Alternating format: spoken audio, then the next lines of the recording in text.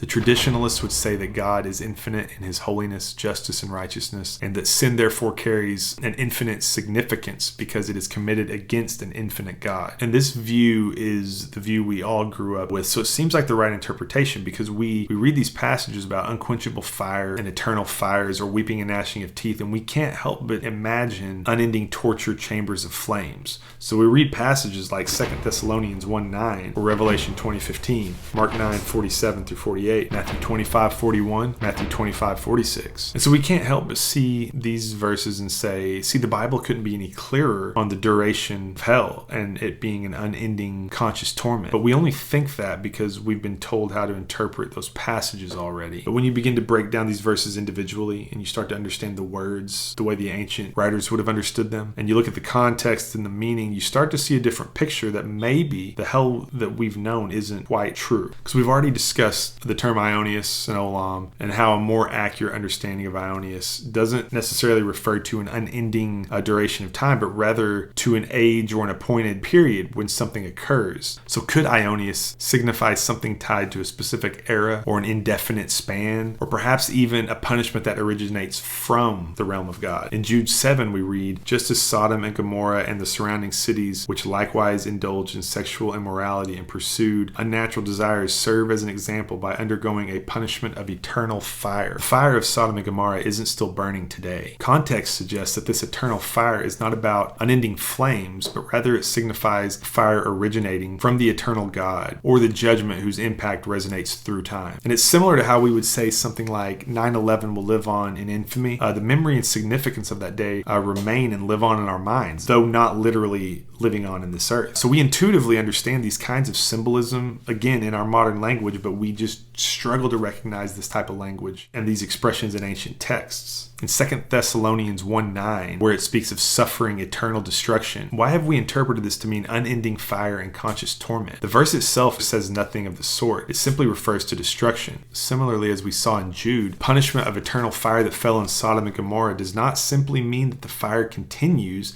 to burn indefinitely. Instead, it signifies that the cities were utterly and completely destroyed. And in Mark 9, Jesus refers to Gehenna as a place where the worm does not die and the fire is not quenched, which is a direct callback to Isaiah 66:24. And Jesus' audience would have recognized this imagery as symbolic of the destruction and death of those who rebel against God. To understand this passage, we need to look at the context. So in Mark 9, Jesus begins to address his disciples who were upset that someone outside of their group had been casting out demons. And Jesus tells them not to condemn the person, saying, whoever is not against us is for us. And then he gives them a metaphor to drive the point home that if your hand causes you to stumble, to cut it off, for it's better to enter life maimed than to go into Gehenna whole. And we know this teaching isn't talking about literal mutilation, but it's talking about radical steps to remove sin or offense from one's life. And in this specific case, the disciples' offense was their pride and exclusivity. They were upset about someone else doing God's work because that person wasn't a part of their group. And Jesus warns them to cut off such attitudes to avoid their own ruin. Gehenna here symbolizes the destruction that results in allowing sin and rebellion to remain unchecked in one's life. And I don't think that this passage is intending to make a statement about what the final judgment will look like, but instead I think the point is you should judge yourself now, remove the offense now before judgment comes upon you. And then directly after, Jesus says everyone will be salted with fire. This phrase can be confusing, but it likely refers to purification and refinement. Salt symbolizes preservation, while fire represents trials that cleanse and refine, and you see this all throughout Scripture. So is this passage describing endless conscious torment in the post-mortem state? Nothing in the text explicitly supports this interpretation. Instead, Jesus is speaking about entering into the kingdom of God, which is a reality that we can experience in this life through repentance and humility and obedience. And his warning is if we don't remove the sinful attitudes and behaviors that separate us from God, it will lead to destruction. And this is symbolized in Gehenna. Also, scholars have interpreted the line where the worm does not die to mean man's consciousness. But this is another example of reading something into the text that isn't there. The symbolism of where the worm does not die very plainly paints a picture of death and destruction, where the worms have no shortage of options to feast upon, as Gehenna is where they threw their garbage and their dead criminals. So why do we think this represents consciousness? And an unquenchable fire does not mean an unending fire. It just simply means a fire that man cannot put out. For example, we have massive fires that happen throughout the world at times, and they could be termed as unquenchable, but that does not mean they are unending. Once a fire has burned up any flammable material in its path, it ceases to exist. So unquenchable doesn't necessarily mean unending, yet we import unending into the passage. And this happens constantly. We read into the text our preconceived ideas so often because it's just the way we were taught to understand them. And we're told that these verses mean a certain thing, so there's never a reason to look at them critically at any other time. For example, Revelation 14, 9 through 11 says, "If anyone worships the beast and its image and receives a mark on his forehead or on his hand, he will drink of the wine of God's wrath, poured full strength into the cup of his anger, and he will be tormented with fire and sulfur in the presence of the holy angels and in the presence of the Lamb. And the smoke of their torment goes up forever and ever, and they have no rest day or night, these worshippers of the beast and its image, and whoever receives the mark of its name."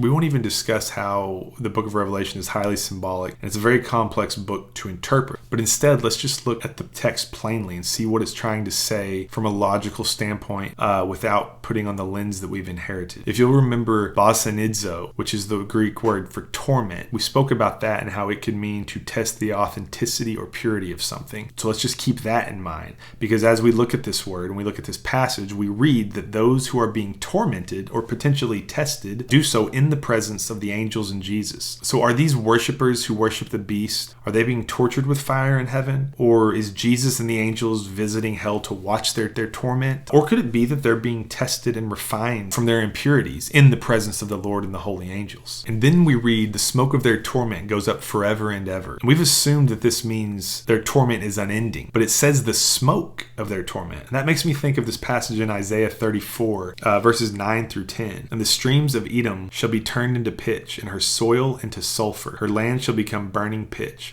Night and day it shall not be quenched. Its smoke shall go up forever. From generation to generation it shall lie waste. No one shall pass through it forever and ever." Now we know this is symbolic language of the judgment against Edom. We also know that the fire that was not quenched did eventually go out. It's not still burning today. And we further know that the smoke of the fire is not still in the atmosphere. It has evaporated. No, this is symbolic language referring to destruction of a kingdom. Destruction, not unending, conscious punishing. Conditional immortality seems to have the most black and white, plain rendering of scripture backing to support its view over the other two. You have passages like Matthew 10:28 that says, "Do not fear those who kill the body but cannot kill the soul. Rather fear the one who can destroy both soul and body in hell." Romans 6:23, "For the wages of sin is death, but the free gift of God is eternal or Ionius life in Christ Jesus our Lord." Revelation 20:14 through 15 says, "Then death and Hades were thrown into the lake of fire. This is the second death, the lake of fire." And there's numerous other passages like this, and they all seem to have an end, a finality to the judgment, the destruction, the perishing, the death. So what conditional immortality has going for it is that the vast majority of scriptures used for judgment refer to these things like destruction and death. As a consequence, even scriptures that are used for eternal conscious torment, I believe are better suited to be put into this camp of conditional immortality. The conditionalist states that only God is immortal by nature. Humans must seek immortality through Christ. They also affirm that eternal life or immortality is granted only to believers. The wicked are not inherently immortal. Their fate is described in terms like destroy, perish, and death. Scripture suggests that punishment of the wicked is finite and proportionate to their guilt. Their ultimate fate is a cessation of existence. And we have countless scriptures like 2 Thessalonians 1:9. We have the eternal or the Ionius destruction of the unbeliever. Philippians 3:19 speaks of the finality of their destruction. Revelation 21:8 speaks of a second death as well. Hebrews 10:27 speaks of a fire that consumes, not a never-ending torture. Psalms 37:20 speaks of the wicked vanishing like smoke. It says, "But the wicked will perish. The enemies of the Lord are like the glory of the pastures. They will vanish. like smoke, they vanish away. And what we see in these passages is the finality of judgment. And Scripture does seem to affirm that you gain immortality through God alone. So if eternal conscious torment is true, then that means God alone is granting them immortality in order to be tortured and tormented for all of eternity. And again, I ask, what do you believe the character of God is? What is the character of God you read in Scripture? Is this something that he would do? And this is a genuine question. You may actually feel that that is a just thing to do, but that's a question you have to ask. And finally, we get to the universal restoration. So the universal reconciliation of the world is a belief that all people will eventually, through whatever form necessary, be reconciled back to God, whether in this life or the next, and it'll come through a process of purification that leads to repentance. They point to the fact that God desires all to be saved. In 1 Timothy 2, 3-4, 2 Peter 3:9, Ezekiel 33:11. The restorationist also confirms Christ's redemptive work for all in John 3:17. For God did not send his Son into the world to condemn the world, but in order that the world might be saved through him. 1 John 2:2. He is the propitiation for our sins, and not only for our sins, but for the sins of the whole world. 1 Timothy 4:10. For to this end we toil and strive, because we have our hope set on the living God, who is the Savior of all people, especially of those who believe. Colossians 1:19-20 reads, For in him all the fullness of God was pleased to dwell, and through him to reconcile to himself all things, whether on earth or in heaven, making peace by the blood of the cross. A restorationist would also confirm God's victory over sin and death, 1 Corinthians 15:22-28, Romans 5:18-19. And the Universalists will say that there will be the restoration of all things. In Acts 3:21, Jesus, whom heaven must receive until the time for restoring all things, about which God spoke by the mouth of his holy prophets long ago. Revelation 21:5, and he who was seated on the throne said, Behold, I am making all things new. Also he said, Write this down, for these words are trustworthy and true. Ephesians 1:9-10, making known to us the mystery of his will, according to the purpose which he set forth in Christ as a plan for the fullness of time to unite all things in him, things in heaven and things on earth. The restorationists would also point to God's mercy and love as seen in Lamentations 3:31-33. For the Lord will not cast off forever, but though he cause grief, he will have compassion according to the abundance of his steadfast love. For he does not afflict from his heart or grief the children of men.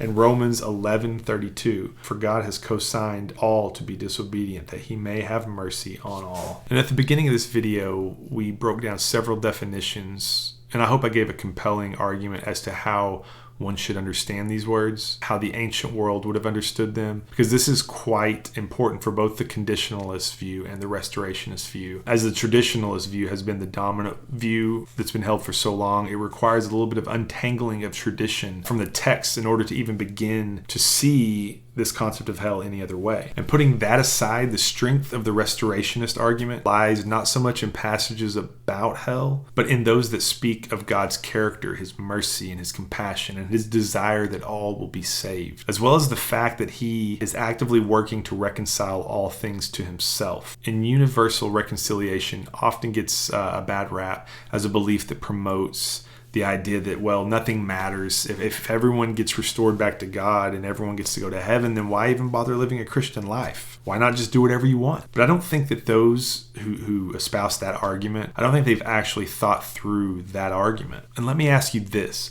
If you could cheat on your spouse today and you know that you wouldn't be caught, or better yet, they wouldn't care that you did it, would you still do it? If your answer is yes, then I think most people would rightfully question your love for your spouse. I think in the same way, this argument that if everyone gets to go to heaven, then why even bother? It suggests that the only reason you're serving God, that you're a Christian, is so you're not tortured and tormented eternally in fire, as opposed to his love being the thing that draws you. And to the world that is still in darkness, I think of Romans 2:4, which says, "For do you show contempt for the riches of his kindness, forbearance and patience, not realizing that God's kindness is intended to lead you to repentance?" So what I think sets universal reconciliation apart from the other two views is that the restorationist believes that death is not the end. They affirm that judgment is real, but the judgment is meant to restore you rather than torture you.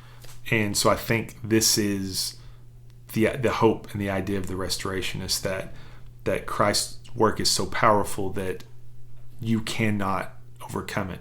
Eventually, you will be restored through whatever means necessary. You can choose to judge yourself in this life and allow Christ to refine you in this life, or in the next you are forced to be refined through the process of purification, which is symbolized in the lake of fire. And so the power of Christ and the work of Christ will not be undone. It will not be defeated by the forces of evil, that Satan will not win billions of people in the end, that Christ's work defeats all wickedness, and that's even the wickedness in you. Because ultimately we read in Philippians 2:10-11, so that at that name of Jesus every knee should bow in heaven and on earth and under the earth, and every tongue confess. And that the Greek word means to joyfully confess that Jesus Christ is Lord, to the glory of God the Father. And a lot of times I think people quote this verse thinking that with glee that they're going to sit there and watch the captured enemy bow a knee and begrudgingly, through gritted teeth, proclaim that Jesus is Lord, that they've been forced to do this. But the actual Greek word there is interpreted as joyful confession.